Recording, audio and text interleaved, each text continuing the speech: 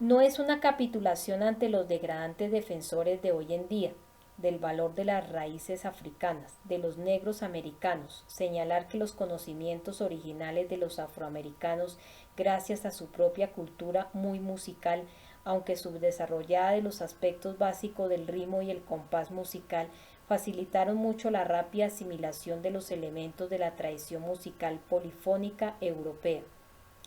Como la música invoca las emociones del ser humano de forma tan convincente y directa, la música en la que se educa una persona moldea de modo muy significativo el sentimiento de identidad que alberga. Así pues, una persona que se haya criado y educado en la tradición de la música polifónica basado en el método de Platón interioriza un sentimiento de identidad que ubica el yo dentro del proceso de perfeccionar la humanidad en su conjunto respecto de temas universales. Dicha persona siempre se reunirá alrededor de esas fuerzas luchando políticamente por el progreso científico, tecnológico y económico de la sociedad en su conjunto. Apoyará a los líderes políticos que representen en ese compromiso programático y defenderá un sistema educativo que cultive una visión del mundo basada en la información y en la ciencia, requisito de una ciudadanía responsable. Sentirá rechazo hacia toda visión del mundo que ponga el énfasis en la división arbitraria de la especie humana en distintos credos y razas. Esa persona se alzará siempre en defensa de los menos privilegiados, según los valores universales. Se subordinará a la idea de libertad individual, a la de perfección de la especie humana como un todo, de la que ninguna parte es prescindible. Desde este punto de vista es de importancia crucial reconocer que la propia República de Estados Unidos no se fundó sobre el principio de libertad, como suponen muchos hoy, sino sobre el concepto humanista neoplatónico de la perfección. Esta es la razón por la que al evaluar el desarrollo de la cultura del país no solo es apropiado sino obligatorio hacer hincapié en la cuestión de la música y su relación con la población negra de Estados Unidos, cuestión que no tiene nada que ver con la noción de música negra. La música en los albores de Estados Unidos. La historia de la población negra de Estados Unidos y su relación con la música desde que se empezó a importar esclavos en 1619 y en adelante demuestra la poderosa inclinación natural que tenía dicha población a pasar rápidamente a formar parte de una sociedad industrializada. Esto es así a pesar de las circunstancias de degradación forzada que sufrió las más horrendas y prolongadas que haya sufrido jamás una población dentro de la sociedad occidental desde la Edad Media. A su llegada al Nuevo Mundo, los negros, tanto los libres como los contratados, en calidad de esclavos durante un periodo de tiempo determinado, se incorporaban cuando se les permitía el único espacio donde podían aprender música en aquel momento, los coros de las iglesias, tanto en Nueva Inglaterra como en otros lugares. La población en los primeros libros de salmos de los años 40 del siglo XVII no figuraban las partituras, la melodía era cantada de memoria por el jefe de la congregación. Esto, como es natural, implicaba que la música de base polifónica quedara fuera del alcance, incluso de la música religiosa americana de aquella época. El juez Samuel Sewall de Boston, que dirigió una iglesia puritana en dicha ciudad desde los últimos años del siglo XVII hasta los primeros del siglo siguiente, apuntó los graves problemas que tenía para conseguir un canto aceptable en aquellas condiciones, al tiempo que ponía énfasis en la facilidad con que los miembros negros de la congregación se incorporaban a las actividades musicales de la iglesia. A lo largo de este mismo periodo de Nueva Inglaterra, blancos y negros cantaban juntos en muchos eventos públicos fuera del marco de las congregaciones religiosas. A partir de los años 20 del siglo XVIII se realizaron esfuerzos para mejorar el canto en las congregaciones y en los diversos eventos sociales de las colonias, esfuerzos que recibieron un importante impulso con la introducción de la música polifónica, particularmente los himnos, la llegada en 1735 de alemanes de Moravia y la creación en 1741 de un asentamiento de moravos en Betlem. Estaba en Pensilvania, tuvo una importancia particular porque trajeron consigo conocimientos de la tradición de la música polifónica que en aquel momento en Alemania estaba en su apogeo gracias a Joseph C. S. Bach. Para 1750 había emigrado a América con ayuda de los moravos, al menos un miembro del círculo de Bach, Charles Theodore Parvel, hijo de J. I. Parvel. En el asentamiento moravo de Bethlehem había un negro, Andreas Dermor, que participaba en todas las actividades musicales sagradas y profanas. Al cabo de pocos años se habían sumado a él otros negros y Bethlehem se había convertido en un importante centro musical al que llegaban visitantes desde muy lejos para oír complejas creaciones de música coral e instrumental de la tradición polifónica. Con el tiempo fueron incluyendo obras de Haydn, Handel y Mozart. Varios integrantes de la colonia morava, entre ellos Isaac Watts y el reverendo John Wesley, compilaron y distribuyeron en aquella época colecciones de himnos polifónicos. Para entonces el sistema esclavista se había establecido en todas las colonias. En estas circunstancias la educación de los negros se convirtió rápidamente en una cuestión incendiaria. Incluso se prohibió dar instrucción religiosa a los negros de casi todo el sur y hasta en el norte distaba de ser universal. En 1770 la vida musical en Estados Unidos estaba ya muy desarrollada hasta el punto de que William Tukey, el inglés organista y director del coro de Trinity Church de Nueva York, pudo interpretar por primera vez en el Nuevo Mundo el Mesías de Händel acompañado por un coro. Al iniciarse el siglo XVIII, tras la Guerra de Independencia, llegó un grupo de músicos clásicos expertos procedentes de Francia, Alemania e Italia, que fue recibido con avidez por estudiantes blancos y negros desde Nueva York hasta Nueva Orleans. Entretanto, la tradición de los himnos que estimularon los moravos continuó dentro del marco de dos iglesias independientes de negros, la Iglesia Metodista Episcopal de Richard Allen y la Iglesia Metodista Africana de Sion. Un tiempo después, denominaciones estas creadas como consecuencias de que se prohibiera a los negros integrarse plenamente en las congregaciones metodistas que ya existían. Estos ejemplos ilustran el proceso de asimilación cultural musical que fue intrínseco de los negros africanos y de las Indias orientales en Estados Unidos, precisamente durante el mismo periodo en que el arte y la ciencia de la música alcanzaba en Europa el máximo grado de perfección conocida hasta la fecha gracias a los sucesivos logros de Bach, Mozart y Beethoven. Está documentada la sorprendente afinidad por la música de estos compositores, mostrada durante este periodo por los ciudadanos informados de Estados Unidos y de México, así como la participación activa de Mozart y de Beethoven en la creación de dichas repúblicas. Cabe señalar que la participación de los negros en la vida musical de Estados Unidos quedó reflejada durante este periodo por el músico negro G. A. P. Bridgetower, que contribuyó a hacer historia cuando estrenó en Viena la gran sonata de Beethoven para piano y violín Kreutzer. Por desgracia, esta tradición musical a la que rápidamente estaban incorporándose los negros americanos, al final no rigió el desarrollo de la cultura de Estados Unidos. A lo largo del siglo XIX, los mismos poderes que hasta entonces defendían la intuición del esclavismo dirigieron los movimientos evangelistas y abolicionistas, dentro de un amplio plan destinado a socavar y aplastar lo antes posible la República Americana recién creada. Dentro de estas tres instituciones, el esclavismo, el evangelismo y el movimiento abolicionista, se difundieron estilos de música antipolifónica bajo una imagen negra impuesta artificialmente como parte del plan subversivo de Gran Bretaña. Como resultado, los importantes progresos que acabamos de describir fueron interrumpidos antes de que pudieran dar fruto como tradición musical autónoma del Nuevo Mundo basada en la polifonía. La campaña evangélica. Entre 1700 y 1710, quienes tenían esclavos tomaron por costumbre celebrar los orígenes tribales africanos de los esclavos negros, sobre todo en las zonas donde la población negra era especialmente densa. Se trataba de orgiásticos festivales de música y baile que se organizaban en diversas ocasiones a lo largo del año, entre ellas Pentecostés, el séptimo domingo después de la Semana Santa. El carácter de estos festivales seguía la misma pauta y cumplía la misma función que uno de los que celebraban en Atenas en el siglo IV a.C. Una vez al año la población campesina, cuyo papel social y económico en aquella época era idéntico al de los esclavos americanos, tenía permiso para acudir a Atenas a celebrar un origástico festival en honor a Dionisio.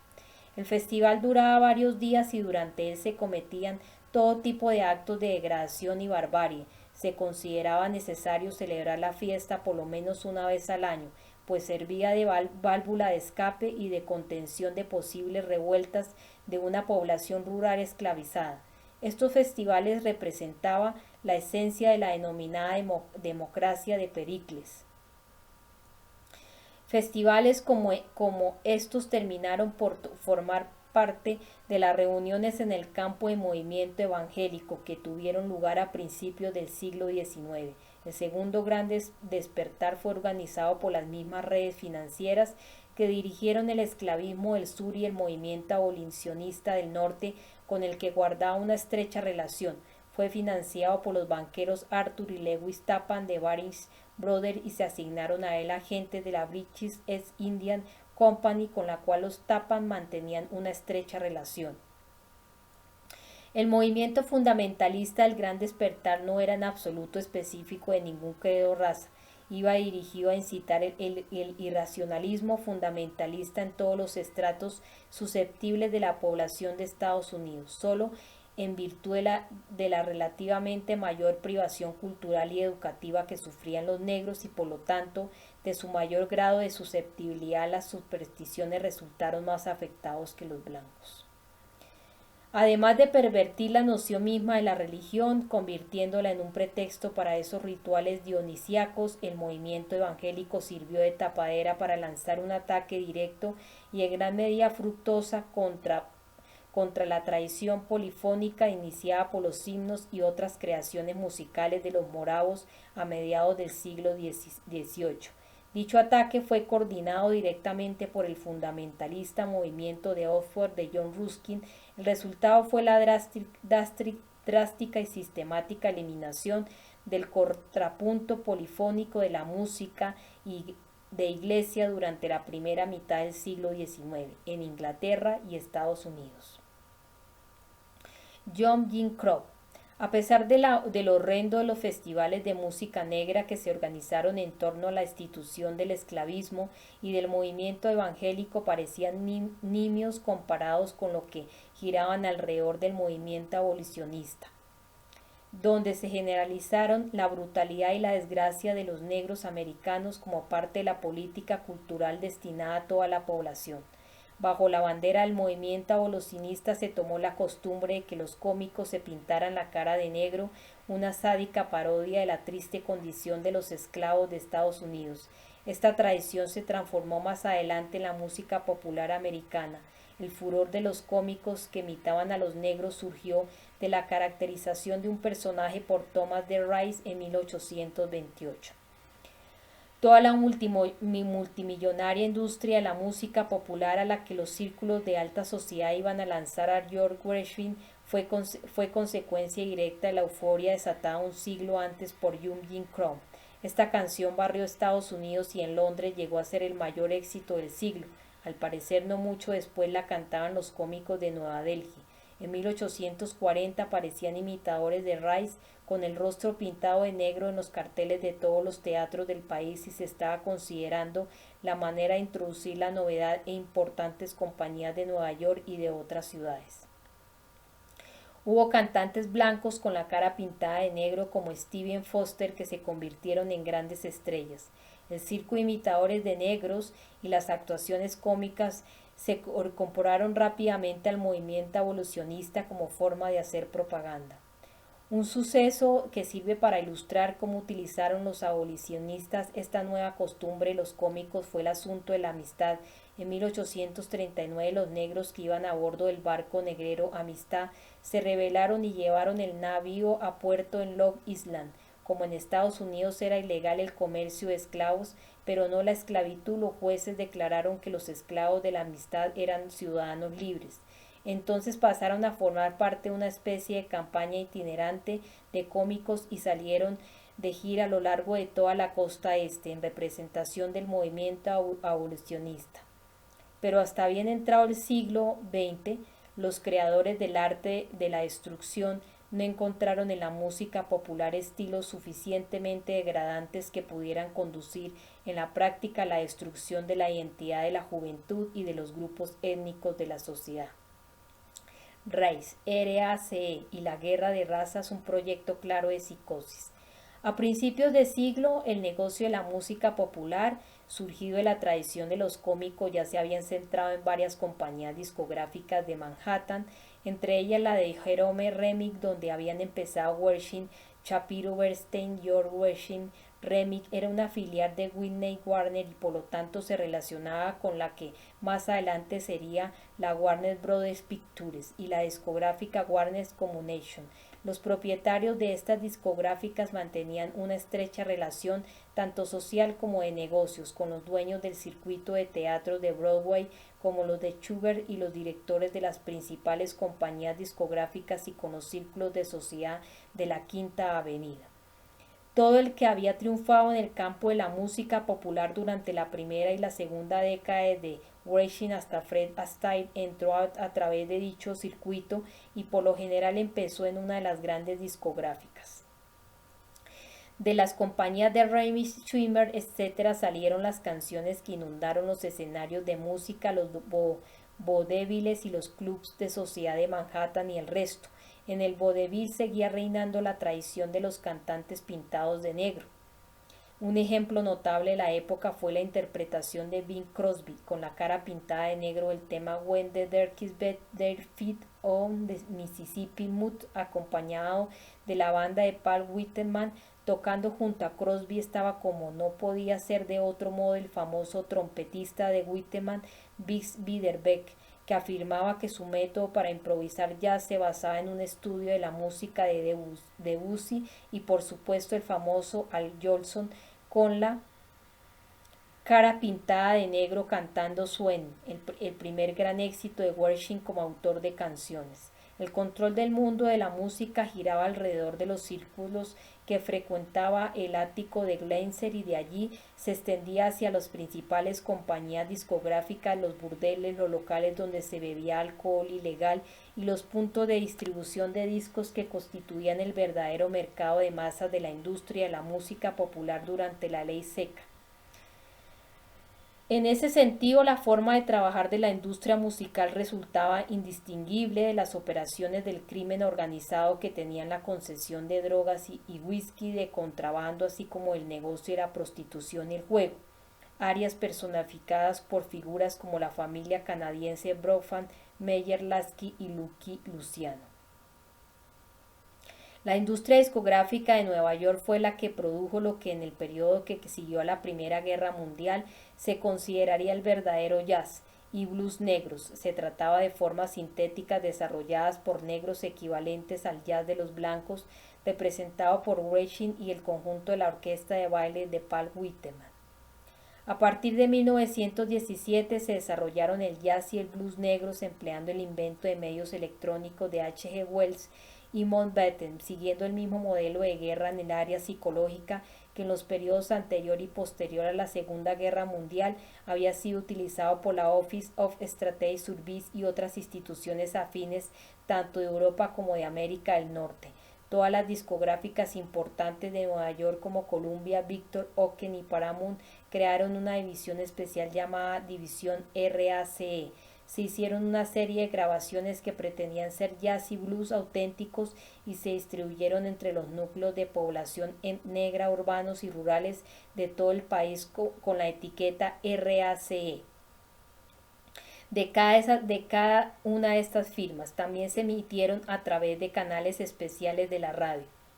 Se vendieron más de 6 millones de copias de discos RACE al año durante los 20 y 30 en pleno euforia al jazz.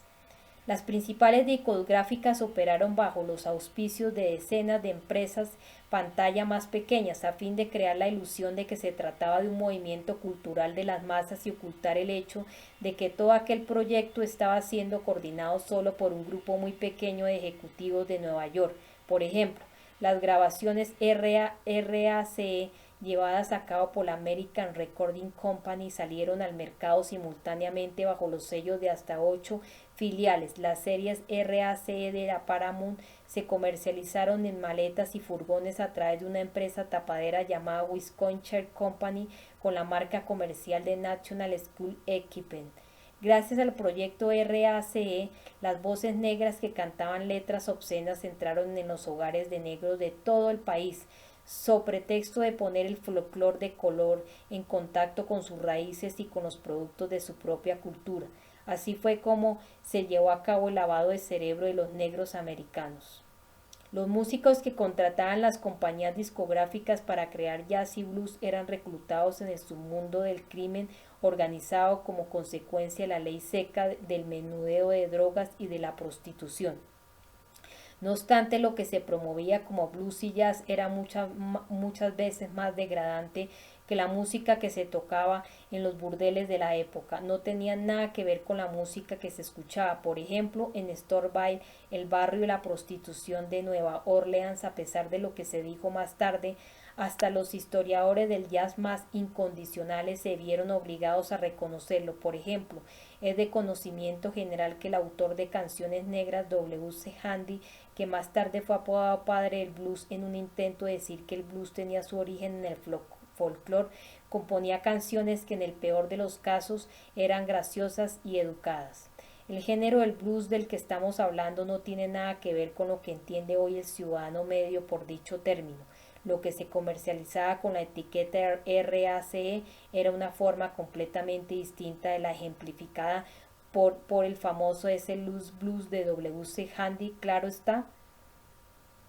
Hubo cantantes como Bessie Smith que grabaron la canción de Handy, también otros temas respetables, pero el material básico de la serie RACE estaba compuesto por títulos como estos cantados por Bessie Smith, Empty Beat Blues y Kitchen Man, en cuyo primer verso dice: su rollito de gelatina es calentito y agradable. El tema Teen Mama de Mamie Smith y Stones in My Password de Robert Johnson era característico de dicha obscenidad en las letras.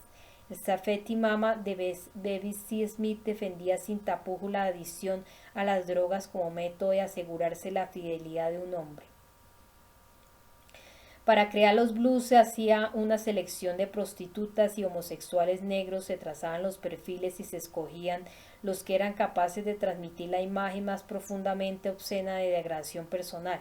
Los más destacados artistas se llevaban a Nueva York para crear los blues destinados a la serie RACE. Se comercializaron con centenares de grabaciones, todas provistas del mismo formato, una letra cantada en una jerga y un acento de los negros del sur más un vasto acompañamiento basado únicamente en 3 acordes, una receta musical tan empobrecida que solo resulta comparable con la música de los locales de opio y prostitución de Extremo Oriente. Las letras de los blues constituían un absurdo derroche de escoria racista y obscenidades imposibles de poner por escrito. He aquí un ejemplo relativamente suave de lo que había en los discos RACE. Tengo una mujer grande y gorda, la grasa le baila sobre el hueso. Digo, ey, ey, la grasa le baila sobre el hueso. Nena, para comer quiero huevos con jamón y para cenar, mamá, quiero sentir tus piernas. Fueron estas obscenidades las que los antropólogos recogerían más adelante, recopilarían y estudiarían en bibliotecas llenas de canciones de blues con la etiqueta de auténtica música negra. El blues y el estudio de la música tradicional de los pueblos negroafricanos. De manera simultánea, el nacimiento del blues entre 1917 y 1920, los mismos círculos que lanzaron a Weishin y le instruyeron en el contenido ideológico de los estudios de la música tradicional de los pueblos negroafricanos fundaron un proyecto de antropología ampliada que más tarde iba a convertirse en la base de la musicología oficial del jazz.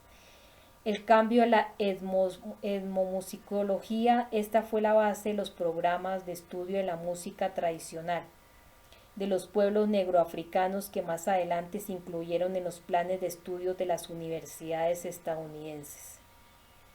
La tesis central de dicho proyecto se expuso por primera vez en un trabajo realizado en 1911 por el psicólogo y ocultista Carl Jung. Jung afirmó que los rasgos distintivos del arquetipo cultural americano eran los aportados por los indios de México y los negros, y que estos últimos estaban influenciados culturalmente por las raíces africanas de los negros americanos. Las instituciones que coordinaron esta investigación fueron el Departamento de Antropología de la Universidad de Columbia, dirigido por Franz Boas, y la Bohemia New School of Social Research, nueva escuela de investigación social, vinculada al Salón de Mabel Dodge en Greenwich Village. El personaje clave de esta aventura cultural fue Melville J. Herbotsky, el inventor de la etnomusicología. Herbotsky comenzó su carrera de antropología en Columbia bajo la dirección de Boas a principios de los años 20 y fue compañero de clase y amigo íntimo de Margaret Mead, quien más tarde destacó como una de las principales ideólogas de la Nueva Edad Media. Al mismo tiempo, Herbotsky tenía vínculos con la nueva escuela, la Universidad de Howard en Washington, D.C., y la Universidad de Chicago, donde había empezado su carrera sin haberse graduado. Conservó sus vínculos con Chicago durante toda su vida, pues escribió artículos acerca de los negros para la Encyclopedia Britannica y para el Britannic Yearbook. Su formación musical le permitió hacer reseñas de conciertos de música clásica para el Evening Mail de Nueva York y por lo tanto acodearse con la sociedad y los círculos culturales neoyorquinos. Herbotsky comenzó su carrera en antropología realizando extensos estudios de las pautas genéticas existentes entre la población blanca y negra de Harlem y de Virginia Occidental, estudios que acompañó con cuidadosas mediciones de la circunferencia craneal y de otras características físicas de los adolescentes negros de esas zonas. Más tarde llevó a cabo amplios estudios de los modelos de asimilación cultural de los negros americanos y los comparó cuidadosamente con estudios de campo realizados en poblaciones de las regiones de África de donde procedía la mayoría de los esclavos. Un aspecto importante del trabajo de Herbotsky durante los años 30 fue la cuidadosa reseña que hizo de las estructuras sobre las que se basaban la magia y la superstición contenidas en el vudú, practicado por la población negra de África y de las Indias Occidentales. En el curso de sus trabajos, Herbotsky llegó a ser el principal experto en todos los aspectos de la antropología de los negros de África, de las Indias Occidentales y de Estados Unidos, y en muchos sentidos se convirtió en el sucesor de Franz Boas como decano de antropología estadounidense. En el campo de la antropología americana, per se tuvo más influencia que Margaret Mead, a pesar del papel de esta en su calidad de experta en técnicas de control social. En Man and His World, El hombre y su mundo, un libro de texto que escribió en 1948, Herbotsky acuñó el término relativismo cultural para describir la nefasta moral y el afán de describir a la población que han caracterizado a la aristocracia al abordar la manipulación social. Desde la época de Aristóteles, Herbotsky desarrolló la tesis de que al hacer un estudio antropológico de las diferentes sociedades y culturas han de dejar a un lado los principios universales, antes bien las evaluaciones han de tener en cuenta la cultura de la que surgen. Por descontado, este era precisamente el enfoque adoptado por la British East India Company con respecto a la población de sus colonias africanas y el punto de vista que motivó que Jefferson apreciase el potencial cultural de la población negra de Estados Unidos. El relativismo cultural popularizado y abanderado por Mead se convirtió en la base de toda la ciencia de la antropología. La música desempeñó un papel crucial en la formulación que hizo Herbotsky en 1948 de la doctrina del relativismo cultural. En Man and His World, Herbotsky subrayaba que la falta de uniformidad de las escalas musicales entre los pueblos primitivos confirmaba su teoría y afirmaba, desafinando directamente sus propios conocimientos musicales y de la historia de la música, que las progresiones pautadas en que se disponen las escalas típicas y las orientaciones modales de cualquier conjunto de convenciones musicales, el número de sistemas cada uno de los cuales es coherente dentro de sus propios límites, son infinitos. Entre 1939 y 1947, Herkos había estudiado la música de las regiones de África de donde procedía la mayoría de los esclavos americanos y había trazado una serie de características que según él demostraban que la música de los negros americanos, jazz, gospel, spiritual, ragtime, etc., tenían su origen en los ritos del vudú de África. Entre dichas características se encontraba la de introducir polirritmos, la antifonía entre la voz principal y el coro, y el uso de intervalos y escalas típicos de la música africana. Estos estudios constituyeron el trampolín para que Herkos anunciara en 1948 su teoría del relativismo cultural en antropología. Al mismo tiempo, las características trazadas por él constituyeron la base de toda la etnomusicología de la música afroamericana y de la musicología del jazz como auténtica música americana. Los actuales expertos en jazz y blues han basado su método en la tesis de Herkos, incluido el principio relativo a los ritos del vudú, y lo citan como autoridad en el tema. En cualquier caso, desde la colección de música RACE hasta la música de los salones de París, la música se ha reducido a una arbitraria amalgama de sonidos con ritmo cuyo trasfondo psicológico es el mismo que el de las fantasías pornográficas que acompañan el consumo de drogas. Sin embargo, tal como ocurre por la prostitución, la mercancía se ha comercializado según sus diversos grados de sofisticación, desde el equivalente musical de una prostituta barata hasta la que cuesta $5,000 la noche, solo asequible para caballeros.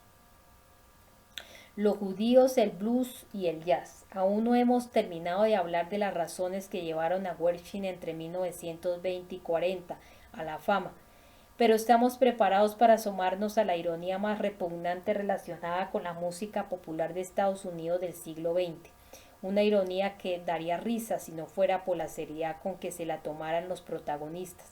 Me estoy refiriendo a la enconada lucha que tuvo lugar entre los negros y los judíos de la industria del espectáculo, por la cual estas dos minorías étnicas se convirtieron en los legítimos protagonistas del desastre racista y pornográfico conocido como jazz y blues. Vamos a presenciar el grotesco espectáculo de ver competir a personas y a sectores del negocio de la música pop en identificación racista, genealogía tribal y psicosis de persecución racista. Quizá la mejor manera de resumir la verdad psicológica de todo ello sea empleando este adagio racista y antisemita del antiguo sur que dice: los judíos no son más que los negros vueltos del revés. La base del conflicto estaba muy clara. Mientras que los chulos y las prostitutas negras pobres como Bessie Smith tenían que sudar sangre para ganar un sueldo de miseria en la producción de la serie RACE, los señoritos judíos como Gershwin, Al Jolson y Fred Astaire, junto con otros prostitutos blancos como el favorito de Motabene, Paul Whiteman, ganaban buenos dineros con sus respetables y sofisticadas estilizaciones de la supuesta música del folclore negro africano. Mientras que la escoria negra, por usar el término empleado por Isaac Goldberg, el biógrafo oficial de Gershwin, como Louis Armstrong y King Oliver, se masturbaba musicalmente para OK y Paramount. La escoria blanca, es decir, la escoria blanca judía como Benny Goldman, en palabras del mismo Goldberg, se hizo famosa de la noche a la mañana. La división racial de la música popular en blanca y negra se mantuvo así a lo largo de los años 30. Fue una maniobra audaz que Benny Goldman, el rey del swing, contratase en 1936 a un pianista negro llamado Teddy Wilson para que tocara en actuaciones públicas con su banda. Sin embargo, Wilson tocaba solamente determinadas piezas y el pianista oficial de Goldman era blanco. La persistente segregación en el sur y en buena parte del norte restringió en gran medida la disponibilidad de giras de bandas de jazz negras.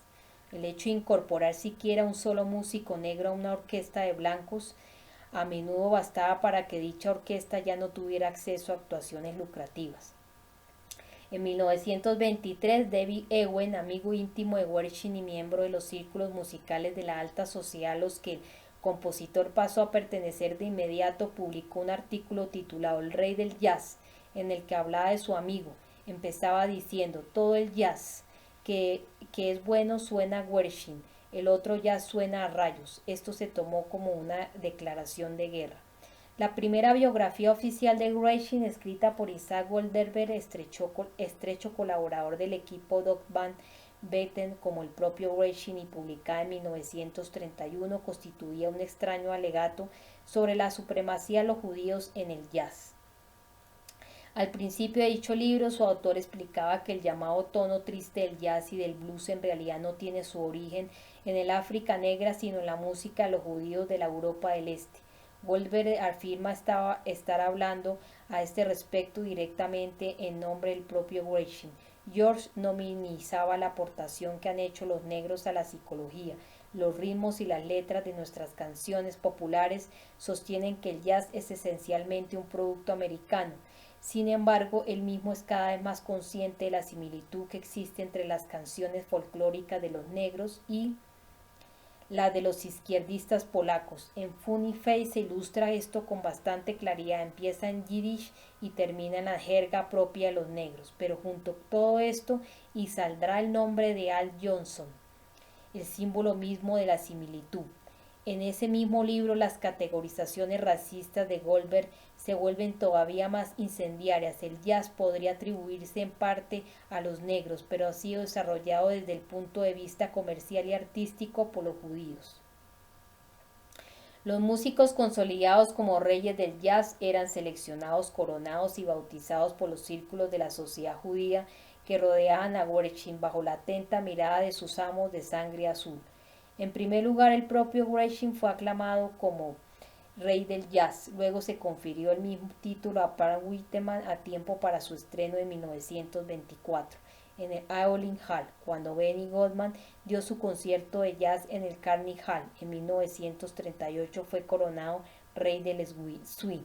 Los directores de grandes orquestas de blancos que basaron su música en el swing, dada la euforia demostrada por los adolescentes de los años 40, siguieron sus carreras dentro del círculo Gershwin, Whiteman, Benny Goodman, Glenn Miller, Ray Nichols, Jimmy Dorsey, Jack Tedder y Gene Krupa. Todos lanzaron su carrera desde el foso de la orquesta que interpretó el musical de Gershwin, Great Crazy, en 1930. El propio Gershwin dirigió la primera función. Goldman robó arreglos enteros a Count Basie, que luchaba por ganarse unos céntimos, mientras que Goldman era aclamado en todo el mundo como rey del swing. El negro encargado de hacer los arreglos a Goldman permanecía entre bastidores. Los músicos negros que querían triunfar tenían dos caminos para lograrlo: emular el jazz de sociedad de Paul Whiteman o emprender una carrera profesional en el circuito de salones de vanguardia de Nueva York y París. El primero fue el que tomó, por ejemplo, Edward Duke Ellington, cuya música era un híbrido que aunaba la crudeza del jazz popular y la elegancia de Paul Whiteman en un esfuerzo por desarrollar una versión más negra del jazz de sociedad que fuera un producto más competitivo en el mercado. Ellington y otros incorporaron muchos elementos estilísticos de la escuela de París. Lo hicieron en gran medida sin saber de dónde provenían esos rasgos característicos que habían alterado la música de Whiteman. De ahí que la música popular americana estuviera en proceso de asimilar elementos culturales no de una supuesta tradición musical africana, sino de la música todavía más tribal del grupo Stevensky Stein. El High Society Louis Armstrong de los años 20 sirve para documentar su escepticismo al respecto. Los músicos negros que aspiraban a eludir la índole poco original del enfoque adoptado por Ellington fueron atraídos rápidamente a un entorno aún más degradante al del movimiento cultural anarquista de vanguardia. De dicho proceso se nutrieron las expresiones musicales de la psicosis denominada jazz moderno. Durante los años 30, algunos artistas negros como Richard Wright fueron seleccionados por Carl Van Bechten y enviados a Stein para que ésta se los presentara al experto en técnicas de control de la mente y terrorista Jean-Paul Sartre. Wright trabajó estrechamente con el antropólogo musical Paul Oliver en un proyecto desarrollado por Maybach Herbox para completar el estudio antropológico del blues y otros estudios afines de los perfiles de la población negra de Estados Unidos.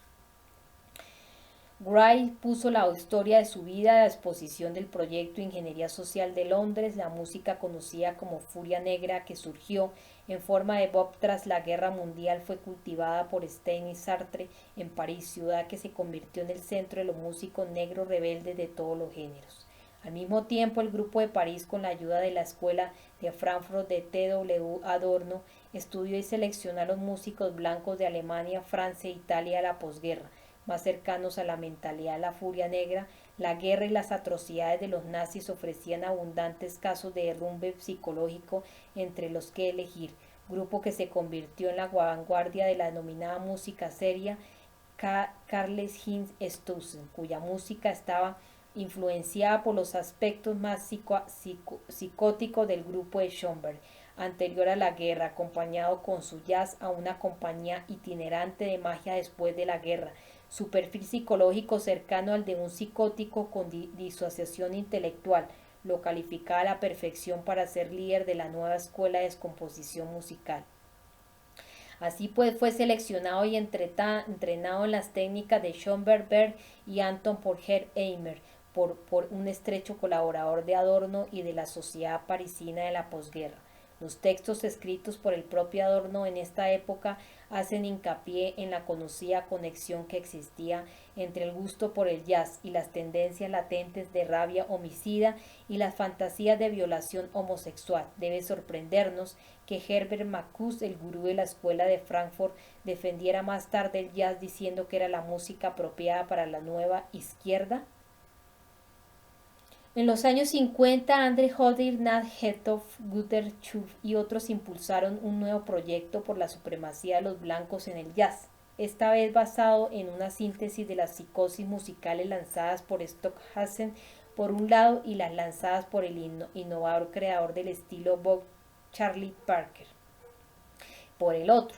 En 1957, Gunther Schuller, el mago de la música electrónica Milton Babbitt y varios músicos de jazz obedientes anunciaron la nueva síntesis de jazz y música seria y la bautizaron con el nombre de Tercera Corriente. Una figura importante de este nuevo estilo fue el pianista de jazz Ed Brubeck, alumno de Darius Milhaud de la Escuela de París y de Arnold Schoenberg. La redacción al espectáculo de la Tercera Corriente fue otro paso más hacia una psicosis en la música negra, en nombre de la rebelión de los negros. A finales de los 50 y principios de los 60 empezaron a incorporarse los psicóticos gruñidos y ladridos del saxofonista John Coltrane a dos movimientos que surgieron apenas más tarde, el poder negro y el nacionalismo negro. Los chirridos de los saxofonistas Coltrane, que murió de una sobredosis de heroína, Archie Shepp, que lideró los disturbios estudiantiles de 1968 en París, Ornette Coleman, que tocaba un saxofón de plástico, eran incitados por los ataques antisemitas lanzados contra los seguidores de la Tercera Corriente de Hetoff y Hodder por el fascista portavoz de los nacionalistas negros y Hodder por Leroy Jones y Manu Baraka. Se acuñó en un término para este nuevo invento negro, funk, una palabra que antes se usaba para referirse al mal olor corporal. El movimiento funk en jazz a su vez estaba directamente vinculado a una renovada búsqueda por parte de músicos negros como Coltrane de sus raíces africanas al ímpetu del movimiento que se ocupaba del estilo folclore de los pueblos negroafricanos y a los movimientos estudiantiles radicales de los años 60.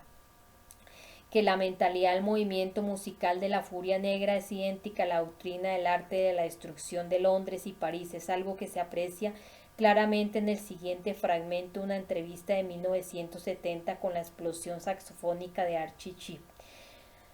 P. ¿Qué tiene el músico de jazz para reflejar como nadie lo que usted dice que refleja? R. Su esclavitud, que en cierto sentido es una forma de identidad. Cuando una persona ya no es nada, al mismo tiempo lo es todo. Es decir, uno tiene que identificarse con una mierda para saber lo que es la vida. En esa misma entrevista, Chep decía que Jean-Paul Sastre, el patrocinador de la obra Los Condenados de la Tierra del terrorista Frantz Fanon, era el principal mentor de la Furia Negra. Y para poner punto final a toda esta historia racista tenemos el prototipo del ensayo psicótico escrito por Norman Mailer, El Negro Blanco, la síntesis perfecta de la visión de Thomas Jefferson a Margaret Mead y Neville Herboxkind, donde la imagen de unas bestias negras que perseguían con ansia sexual a la hembra blanca se integraba muy bien a la afirmación de Herboxkind de que todos los blancos americanos son negros. Mailer, que dicho sea de paso, consiguió ascender por la misma escala social que Gresham, casándose con la nieta de Lord Beckebrook. Escribe lo siguiente: la presencia del hip como filosofía proletaria en los inframundos de la vida de Estados Unidos probablemente se debe al jazz y a su agenda entrada en la cultura, a su influencia sutil pero muy penetrante en la generación de la vanguardia, porque el jazz es orgasmo, es la música del orgasmo bueno y del malo, y como tal hablaba todo el país, gozaba del poder de comunicación del arte incluso allí, donde resultaba adulterado, pervertido, corrompido y casi desaparecido, hablaba empleando cualquier forma popular del estado existencial momentáneo a la que pudiera reaccionar los blancos. Era efectivamente una manera de comunicar a través del arte, porque decía: yo siento esto y ahora también lo sientes tú. Mediante este grotesco baile de las razas, un baile en el que han participado con gran entusiasmo innumerables prostitutos negros, judíos y también latinoamericanos, la nobleza británica logró volver loco a todo el mundo de la música que participaba del intelecto creativo. Dentro de este demencial mundo del espectáculo, las consideraciones basadas en la razón quedaron invadidas automáticamente. El gusto irracional por la música de Stravinsky, Stockhausen o Cage compiten con el gusto igualmente irracional por el funk o el soul, razón por el cual el público cada vez menor, que se identificaba con el repertorio clásico de los siglos XVIII y XIX, ya no sabe muy bien con qué argumentos defender sus propios gustos musicales. De este modo, quedó despejado el camino para la indiscutible hegemonía de la salsa, el rock, el soul y la disco, músicas de las masas dementes, ya fueron rojas, blancas o negras. Esa es la música fomentada por los oligarcas británicos por considerarla apropiada para una masa excesivamente abundante y excesivamente culta, de borregos de todos los colores que pueblan Estados Unidos. Esa es la música de un país muerto pero unido racialmente. Estados Unidos. ¿Qué tiene en común el rock, el jazz y los salones París y Greenwich Village de los años 20? Las drogas, el fuerte consumo de marihuana, cocaína u otras drogas, entre ellas la heroína, por parte de los músicos de jazz blancos y negros, incluidos quienes tocaban en las orquestas algo más respetable de swing de los años 30, y esto no era sino el eco del extendido consumo de hachís, cocaína y opio que practicaban los bohemios hijos del sol. La bien publicitada y constante adicción a la heroína de los fundadores del jazz moderno y la comercialización masiva de los mismos patrones de consumo de drogas dirigida a los jóvenes por medio de la música rock son el auténtico legado de los oligarcas que abogaban por una nueva edad media a comienzos del siglo XX. Porque a principios de los años 50 este mismo proyecto de ingeniería social se centró bajo la dirección de la inteligencia británica en el infame programa MK Ultra, que dio lugar en los años 60 a la explosión del LSD y en los 60 a la epidemia de drogas que asoló a la juventud estadounidense. Una vez más, los mismos personajes desempeñaron los mismos papeles. Aldous Huxley, que junto con Stravinsky se había mudado a California, Margaret Mead y su marido Gregory Bateson, de la División de la Guerra Psicológica del Instituto Tavistock, y Carl Jung, que para entonces ya era consejero en temas de psiquiatría de Allen Dulles, de la inteligencia de las fuerzas aéreas y jefe de agente del programa MK Ultra. A este respecto y a muchas otras cosas más, el lector no tiene más que volver a la página y continuar profundizando en ese universo paralelo de humo y de espejos.